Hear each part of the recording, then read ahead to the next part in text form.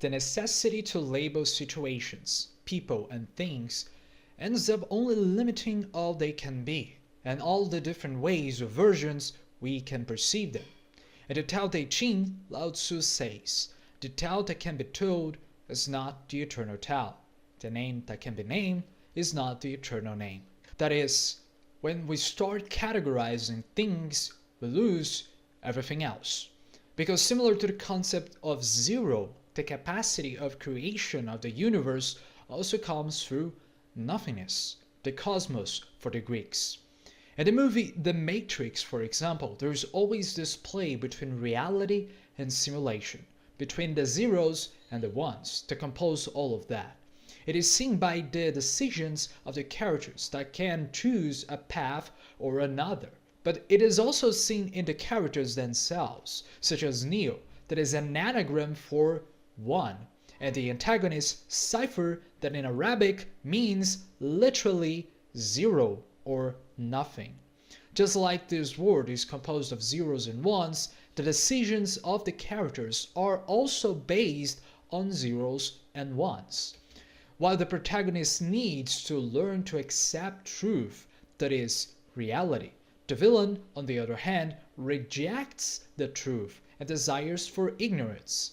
The hero gains power by accepting things as they are, and with this, he gains the capacity to do anything he wants in this reality as well, only because he was starting to believe. The villain, on the other hand, was always seeking for certainty. He never believed that Neo would be the one, and much less believed that he himself could change as well. He wanted things to go back as they once were, while Neo never actually gained his powers until he was able to stop looking into the future of becoming the one and look at the present in which he was living, that he was actually the one. That is, while Cypher wanted reality to be in a certain way, the only way to change reality was by accepting it first and changing it with the flow, let's say. Cypher was looking to categorize reality, while Neo learned to not to do that. And when he achieved these, he was finally able to do anything.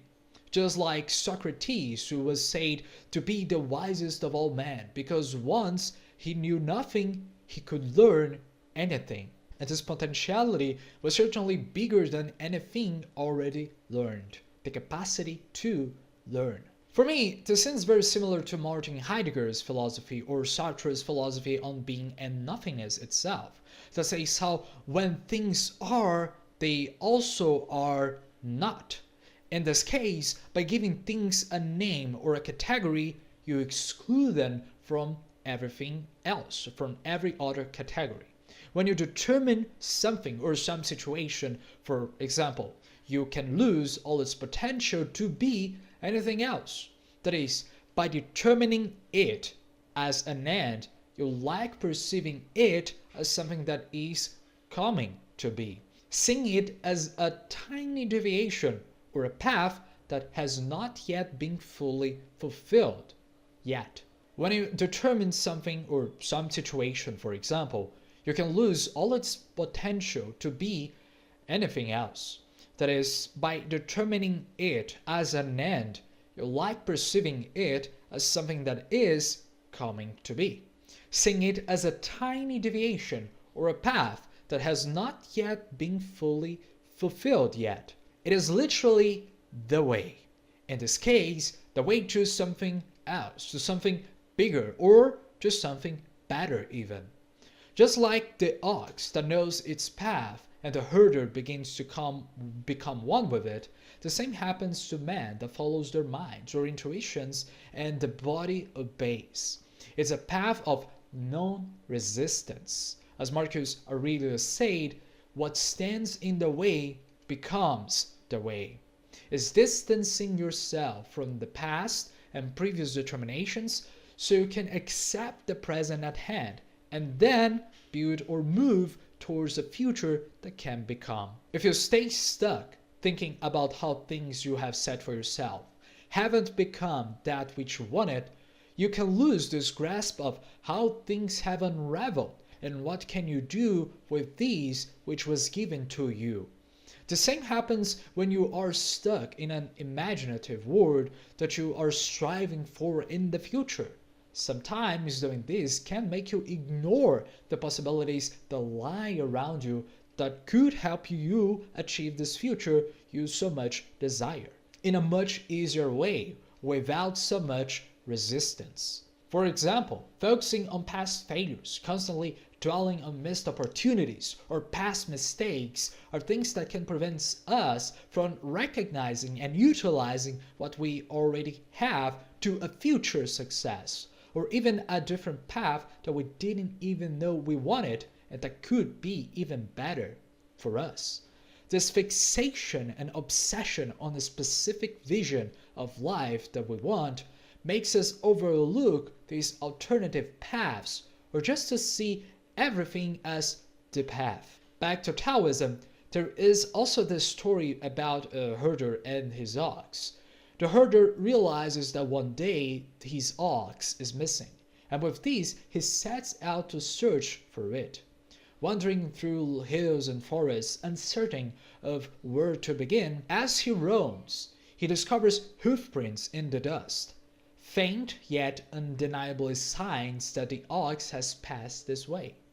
Encouraged by these, he follows the tracks, and before long he catches a glimpse of the ox, half hidden among trees and mist. With great effort he approaches and seizes it, but the ox resists, wild and untamed, refusing to be led. Then, struggling against its strength, the herder eventually and slowly begins to tame it, guiding it with a rope, though it still pulls and strays. Over time the ox yields, and at last the herder rides it home at peace, moving as one with the animal. As he grows accustomed to the journey, he forgets about the ox altogether, walking alone, no longer needing to search or to struggle or to tame the ox. Soon, even he himself fades as well, and the distraction between herder and the ox disappears entirely. So this is a very interesting story. Once at the beginning, the herder is lost, looking for something, but not really knowing what it is. That is the starting point of ignorance, the dissatisfaction or nothingness even. The ox then stands for the mind or the body, full of cravings, full of distractions and waywards. The finding of the footprints of the ox signifies the earlier realization that there is something to be discovered there, something deeper to be found. And capturing the ox becomes his struggle of discipline, where the mind rebels to be free like how our thoughts and desires or distractions tend to do. The ox then is domesticated by the herder, just like a person needs or should have mastered over one's own mind, emotions, and desires, balancing them rather than being ruled by them. Then, when riding the ox home, we see this stage where discipline comes naturally to the tamer as he rides it smoothly and even becomes one with it. Once the ox disappears, the struggle is complete. The self does not struggle with itself anymore. And with this, even the self eventually disappears as well, showing us that enlightenment is not about controlling or forcing, but rather about dissolving the illusion of its division. It shows this lack of resistance, not only of the mind for the body, and vice versa, but also from the self to everything around it that is its present moment. Only by accepting it, only by emerging on it, the man was able to tame its animal, and with this become one with it. And this is also very similar to the anime Fullmetal Alchemist Brotherhood, where the people in that universe live under an alchemical rule. One is all, and all is one, as if everything was connected to itself in a way or another. With these, the characters can transmute matter in almost anything or in any shape they want. Although there are limits to this transmutation, this idea is very similar to that of the Matrix, where Neo also learns to use the codes of reality in his favor. In Fullmetal Alchemist, the heroes are set to regain their bodies, but are constantly having these ghosts swapped by moral decisions, such as using a stone that was made from human lives or not. Because of that, they are always searching for the truth, always searching for new methods of doing things. And at the end, the villain, which was always planning, always controlling, always trying since the very first episode to turn his ideals and his goals in reality, not caring for the cost or to who stands in his way, he eventually loses.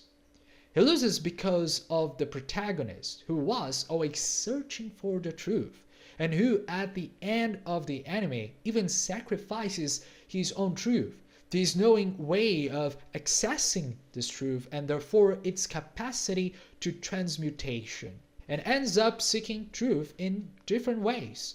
He learns by God or by truth itself that the laws that govern his universe are not to be accessed only in a specific way.